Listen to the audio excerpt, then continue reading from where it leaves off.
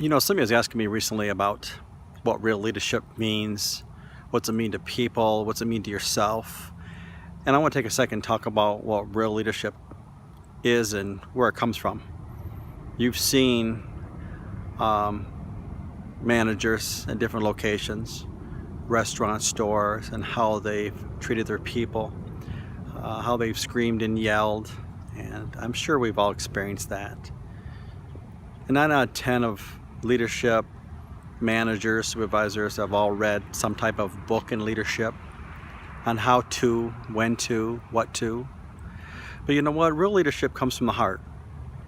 The employees that you work with or the clients you're dealing with can tell just from the way you talk, the way you explain things, the way you ask questions, if your intentions are sincere, if they're strong, if they're good.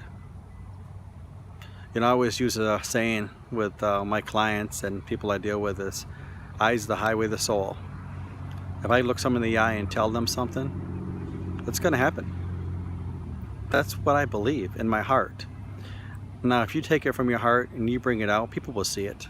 They'll see how good of a leader you really are, what kind of strengths you have, and also your weaknesses.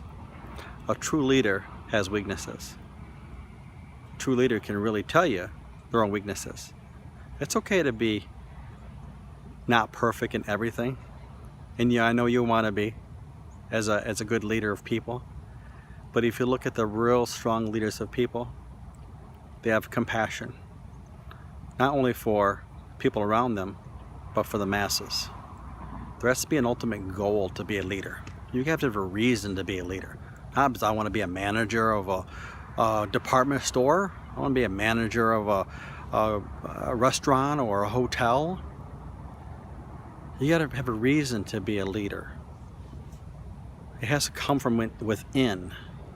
Now that also comes with sacrifices too. To do that, it takes hard work. It takes time. It takes effort.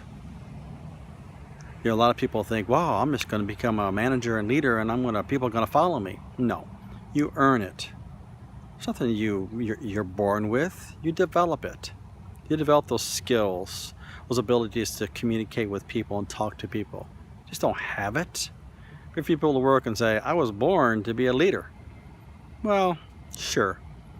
Some might be, but most of us in the real world are not. So if you take a second and look at yourself and say, you know what? This is how I lead people. People want to follow me because I'm true to what I say and what I do. That's important. This goes along with your family, your work, your friends, anybody you deal with. So take a second and look at yourself and say, are you true leading from your heart? Or you're leading from your mouth?